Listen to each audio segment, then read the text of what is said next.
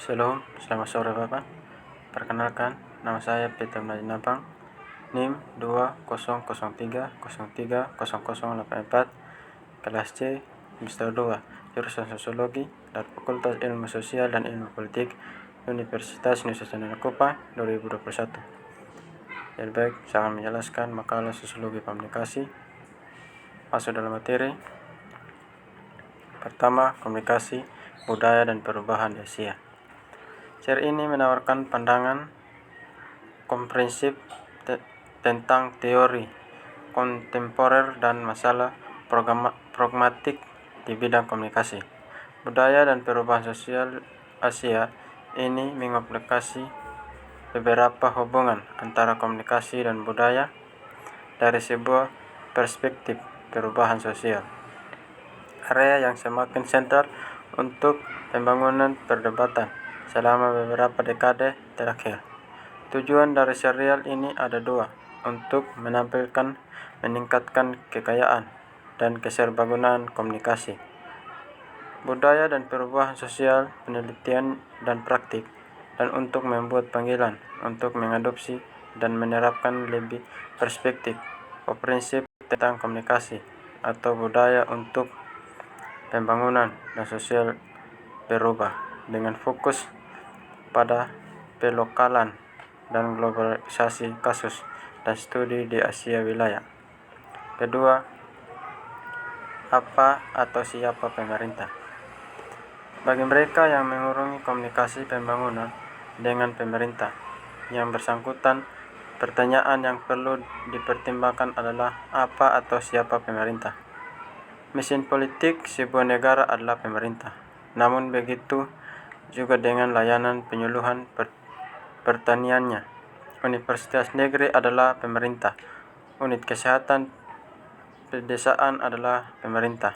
Orang-orang yang menjadi pria terakhir tiga menjalankan profesi mereka terlepas dari siapa pemimpin politiknya.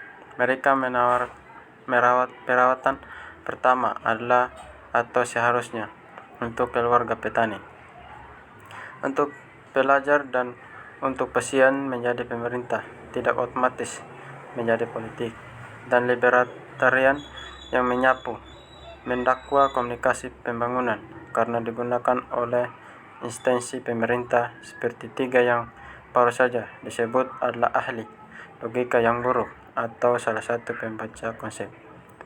Tiga konsep komunikasi untuk pembangunan. Mungkin ini waktu terbaik untuk mengatakan sesuatu tentang jurnalisme pembangunan. Development mendukung komunikasi dan komunikasi pembangunan seperti aslinya didukung secara internal. 3. Ketuduhan satu sama lain menjadi produk dari pencarian umum untuk konten dan metode komunikasi yang lebih sesuai dengan keadaan masyarakat miskin, ites, berjuang menuju kehidupan yang lebih baik. Ketiganya dimaksudkan untuk melawan ekonomi dan masalah sosial dengan informasi yang sebagai besar berasal dari sains. Jika pendukung mereka mengidentifikasi dengan kelompok lain selain komunikator profesional, itu dengan sosial ilmuwan hampir tidak dengan politis. Menariknya ketiganya berkembang di Asia. Keempat, hubungan antara hak asasi manusia dan pembangunan komunikasi. Di sebagian besar Asia, kebebasan sipil dan politik dihargai sebagai nilai fundamental. Di negara yang sistem hukumannya mengikuti tradisi Anglo-Saxon, mereka diabadikan dalam konstitusi sebagai tagihan hak. Hak sosial dan ekonomi tidak, tapi mereka secara tegas didukung oleh negara-negara dengan pemerintah kolektivis. Karenanya terpecah menjadi dua kubu ideologis atas masalah hak asasi manusia, dengan satu sisi menegaskan nilainya, yang lain terperangkap di tengah adalah negara-negara miskin yang secara intelektual dirawat kebebasan sipil dan politik, tetapi kebutuhan utamanya saat ini terletak pada domain ekonomi dan kebebasan sosial. Kelima, kelahiran DSC, Development Sport Communication, didirikan sebagai disiplin di dalam sistem PBB pada akhir 1960-an.